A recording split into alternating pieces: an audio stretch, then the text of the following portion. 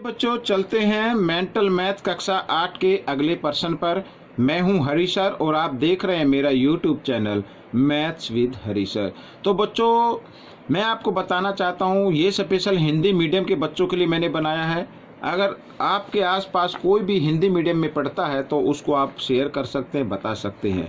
आइए अगला प्रश्न क्या कहता है। प्रश्न नंबर 6 देखो क्या लिखा है। समांतर चतुर्भुज के आसन कोण का अनुपात 3:2 हो तो चारों कोणों का माप बताइए। ठीक है, आप बच्चों समांतर चतुर्भुज जो होते हैं उनकी कुछ कंडीशन आपको पता होनी चाहिए, यानी समांतर चतुर्भुज क्या क्या समान होता है, क्या क्या समांतर होता है। ठीक है, अगर वो आपको मालूम है तो आप बिल्कुल आसानी से इसको कर पाएंगे। आइए मैं आपको बताता हूँ। देखिए यहाँ पर ये मैंने यहाँ पर प्रश्न को लिख लिया है। ये देखिए यहाँ पर, आइए करना शुरू करते हैं।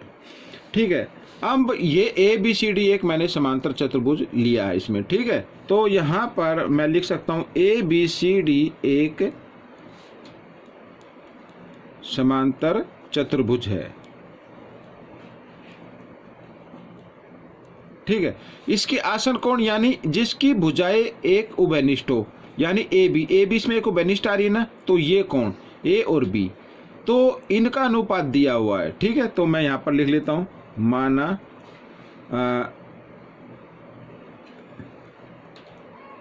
आसन कोण का यहाँ पर लिखा माना आसन कोण 3x व 2x है। ठीक है, इस प्रकार से। और आसन कोण बच्चों समांतर चतुर्भुज में हो या समचतुर्भुज में हो या आयत में हो या फिर आपका जो वर्ग हो गया उसमें हो, तो उन सब का कोण आसन कोणों का योग 180 डिग्री होता है। ठीक है, तो यहाँ पर 3x जमा 2x बराबर 180 डिग्री, तो 3 और 2 5, तो 5x बराबर 180 डिग्री। तो सबसे पहले हमें x का मान निकालना है, तो 180/5 इधर ही आ जाएगा। 5 तिया 15, 5 6 30, इस तरीके से।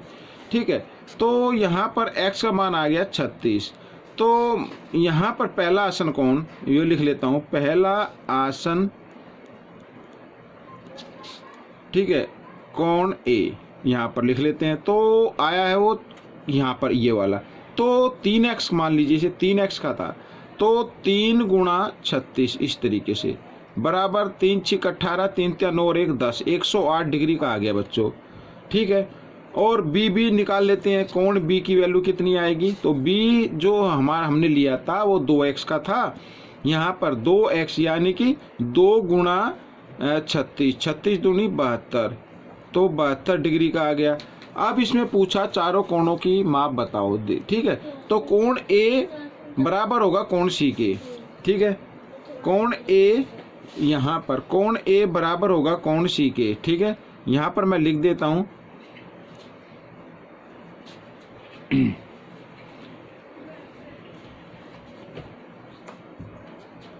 चतुर्भुज समांतर लिख लेते हैं, समांतर चतुर्भुज के सम्मुख कोण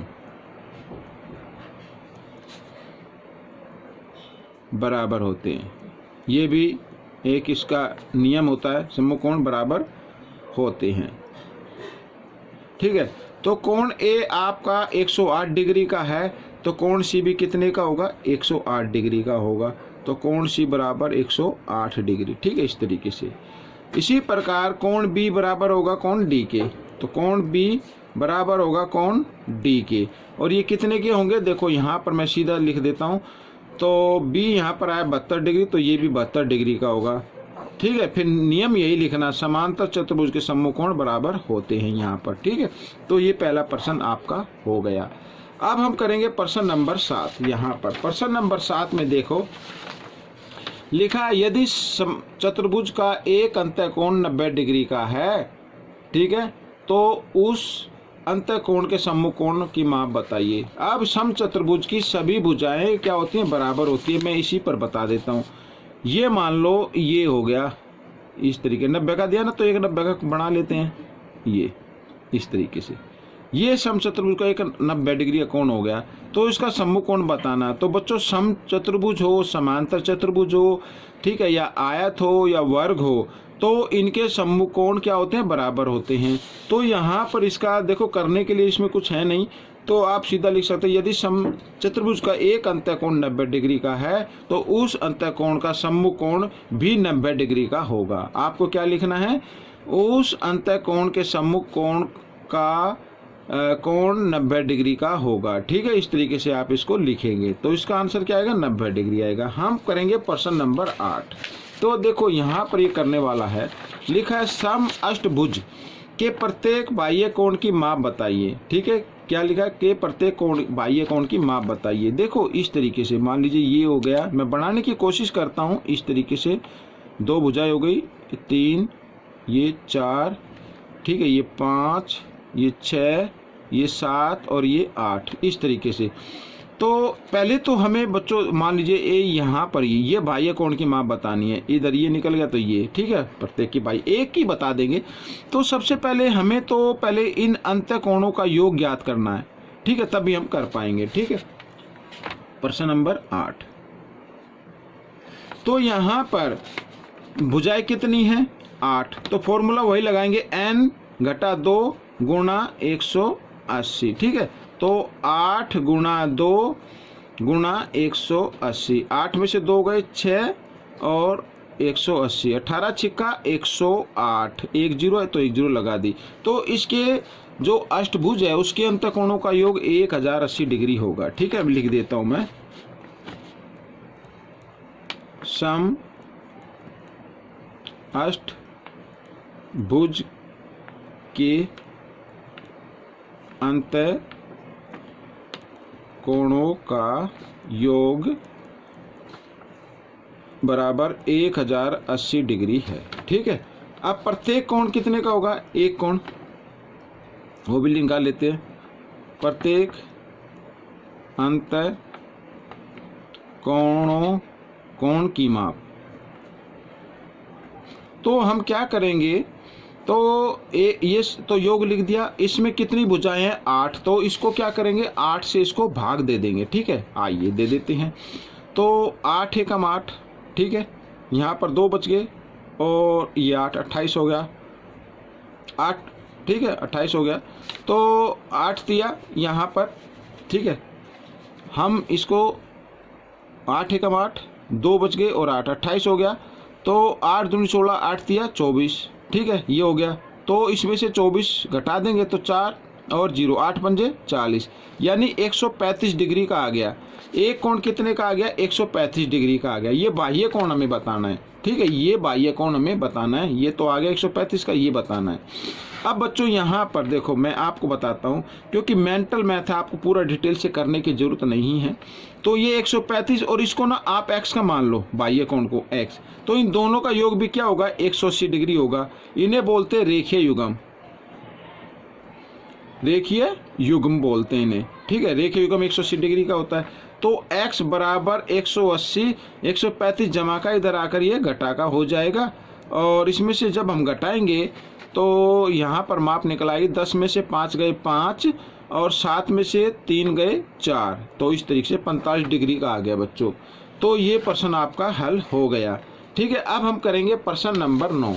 तो प्रश्न नंबर 9 हम देख लेते हैं। यहाँ पर लिखा सम पंचभुज के प्रत्येक बाह्य कोण की माप बताओ। जैसे इसमें किया था बिल्कुल ठीक वैसे ही इसमें करना है हमें 9th के अंदर। तो 9th के अंदर हम बिल्कुल, क्योंकि ये मेंटल मैथ है और इसलिए मैं इसको अच्छे से मतलब जल्द शॉर्टकट तरीके से करूँगा। तो समपंचभुज है ना, तो पहले हमें क्या करना है, अंतःकोणों के योग ज्ञात करना है। तो n घटा 2 यहाँ पर गुणा 180, और पंचभुज है तो यहाँ पर मैं लिख देता हूँ सम पंचभुज। ठीक है, तो यहाँ पर देखो n 5 घटा 2 और गुणा 180, इस तरीके से ब्रैकेट में इसलिए रखते हैं क्योंकि पहले ब्रैकेट को हल करना है। तो 3 तो 18 तिया 54, 540 डिग्री आ गया बच्चों यहाँ पर। ठीक है, अब इसमें प्रत्येक कोण की माप बताओ, प्रत्येक अंतःकोण की माप। अंतः कोण। तो 540 को, क्योंकि भुजाएं कितनी होती है, 5 होती है, तो 5 इसको क्या कर देते हैं, भाग कर देते हैं। 5 एकम 5, आगे के आगे 4, 4 पे पाड़ा चलता नहीं है, तो 0 5 अट्ठे 40, तो 108 डिग्री आ गया।